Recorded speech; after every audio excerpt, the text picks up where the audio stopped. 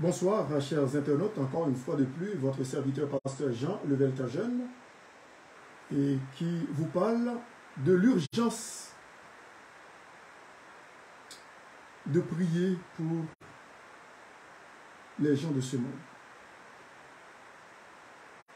Pour les gens qui ne connaissent pas encore Jésus-Christ. Pour prier pour les gens qui sont élevés en dignité, les hauts placés de ce monde, les gens qui nous gouvernent. Nous sommes placés comme des sentinelles. Sentinelles. Lorsque nous regardons dans Ézéchiel, c'est ça, dans Ézéchiel, le chapitre 34 parle des sentinelles. Là, le chapitre 33, plutôt parle des sentinelles.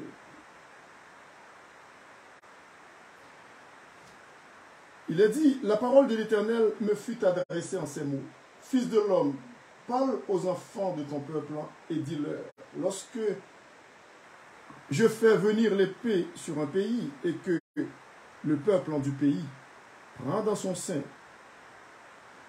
un homme et l'établit comme sentinelle, si cet homme voit venir l'épée sur le pays, sonne de la trompette et avertit le peuple, et si celui qui entend le son de la trompette ne se laisse pas avertir, et que l'épée vienne le surprendre, son sang sera sur sa tête. Il a entendu le son de la trompette et il ne s'est pas laissé avertir. Son sang sera sur lui. S'il se laisse avertir, il sauvera son âme. Si la sentinelle voit venir l'épée et ne sonne pas de la trompette, si le peuple n'est pas averti, c'est ce que la parole de Dieu nous dit, et que l'épée vienne enlever à quelqu'un la vie, celui-ci périra à cause de son iniquité. Mais je redemanderai son sang à la sentinelle. La sentinelle qui a vu la destruction approcher, écoutez ça bien, mais qui n'a pas averti le peuple, sera tenu responsable pour le sang de ce dernier.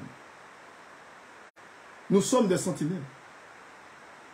Les dirigeants des églises, les pasteurs, les prédicateurs, les missionnaires, les moniteurs, monitrices de l'école du dimanche, les membres de l'église, tous les fidèles, tous les chrétiens et chrétiennes. Nous sommes des sentinelles.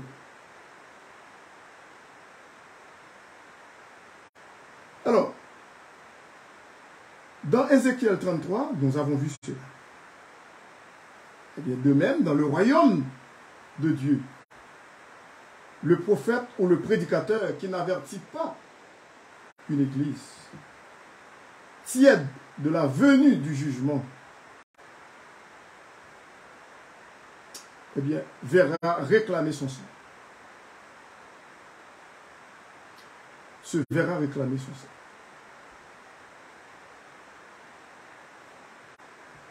Écoutez bien, ce n'est pas une mince affaire. Il faut prendre cela très au sérieux. Notre responsabilité est d'évangéliser, puisque nous vivons dans un monde en carreau, un monde en désagrégation. L'épée de Damoclès est suspendue sur la tête de l'humanité. Il y a l'urgence de prêcher l'évangile. Il n'est plus le temps de jouer.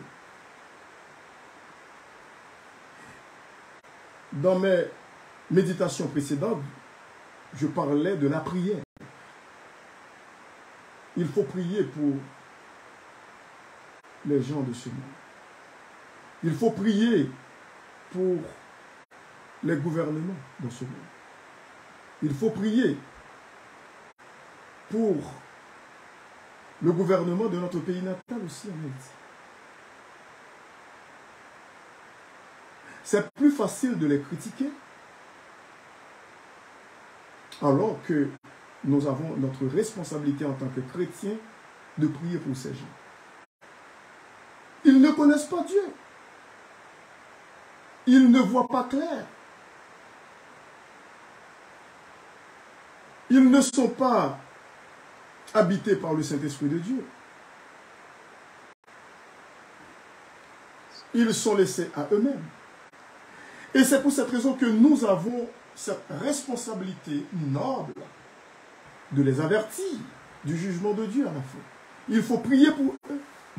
Nous sommes des sentinelles.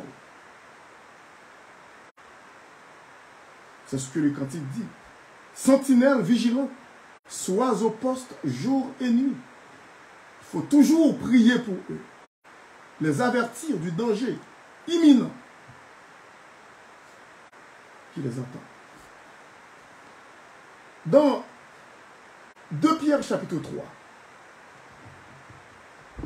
il y a des moqueurs dans ce monde qui méprisent le message de l'évangile puisque ça fait 2000 ans.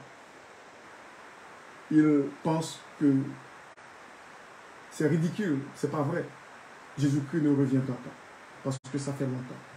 Et c'est pour cette raison, dans 2 Pierre 3, il est dit, voici déjà bien-aimés, la seconde lettre que je vous écris. Dans l'une et dans l'autre, je cherche à éveiller par des avertissements votre saine intelligence, afin que vous vous souveniez des choses annoncées d'avance par les saints prophètes et du commandement du Seigneur et Sauveur, enseigné par vos apôtres. Sachant avant tout que dans les derniers jours, il viendra des moqueurs avec leur raillerie, marchant selon leur propre convoitise et disant, où est la promesse de son avènement? Je veux dire l'avènement de Jésus-Christ, son retour. Car depuis que les pères sont morts, tout demeure comme dès le commencement de la création. Ils veulent ignorer, en effet, que des cieux existaient autrefois par la parole de Dieu. De même qu'une terre tirée de l'eau est formée au moyen de l'eau. Et que par ces choses, le monde d'alors périt, submergé par l'eau. C'est à l'époque de Noé.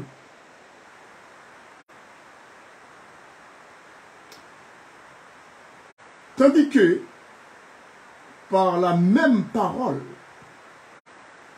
les cieux et la terre, d'à présent, sont gardés et réservés pour le feu, pour le jour du jugement et de la ruine des hommes impies. Écoutez bien, avant de terminer ce message, verset 8, écoutez bien. Mais il est une chose, bien-aimée, que vous ne devez pas ignorer. Il ne faut pas ignorer cela. C'est que devant le Seigneur, un jour est comme 1000 ans. Et 1000 ans sont comme un jour. Le Seigneur ne tarde pas dans l'accomplissement de la promesse, comme quelques-uns le croient. Mais il use de patience envers vous, ne voulant pas qu'aucun périsse, mais voulant que tous arrivent à la repentance. C'est pour cela que Jésus-Christ n'est pas encore de retour. Il faut que l'évangile soit prêché dans le monde entier. Il faut.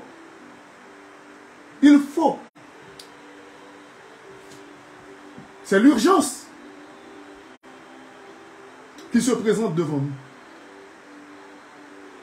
Nous sommes dans les derniers jours, nous sommes dans les derniers temps, mes bien-aimés. Réveillez-vous, réveillons-nous. Nous disons que nous avons besoin de la présence du Seigneur pour vivre, pour marcher avec lui, de victoire en victoire. Mais le monde aussi a besoin d'être sauvé. Dans nos cantiques, oui, il y a un cantique qui dit « J'ai soif de sa présence. Divin chef de ma foi, dans ma faiblesse immense, que ferais-je sans toi ?» Mais le monde aussi a besoin d'être sauvé. Le jour du Seigneur viendra comme un voleur. En ce jour, les cieux passeront avec fracas. Les éléments embrasés se dissoudront et la terre avec les œuvres qu'elle renferme sera consumée. Puisque donc toutes ces choses doivent se dissoudre, quelles ne doivent pas être la sainteté de votre conduite et votre piété, tandis que vous attendez et hâtez l'avènement du jour de Dieu, à cause duquel les cieux enflammés se dissoudront et les éléments embrasés se fondront. Mais nous attendons, selon sa promesse, de nouveaux cieux et une nouvelle terre où la justice habitera. C'est pourquoi, bien-aimés, en attendant ces choses, appliquez-vous à être trouvés par lui sans tache et irrépréhensible dans la paix. Croyez que la patience de notre Seigneur est votre songe. Mes bien-aimés, je vous encourage à servir le Seigneur, à évangéliser, puisque nous sommes dans les derniers temps. Il faut le faire. Nous devons le faire. C'est notre responsabilité. Je vous en convie. Pour les gens qui n'ont pas encore Jésus-Christ dans leur cœur, eh bien, je vous invite à le faire maintenant. À recevoir Jésus-Christ dans votre cœur comme votre sauveur, Seigneur personnel. Ainsi vous serez avec nous dans la gloire, dans la félicité éternelle, dans le ciel, pour jouir le bonheur sans fin. C'était votre serviteur, pasteur Jean Levelton-Jeune, qui vous dit merci de m'avoir écouté et à la prochaine. Au revoir.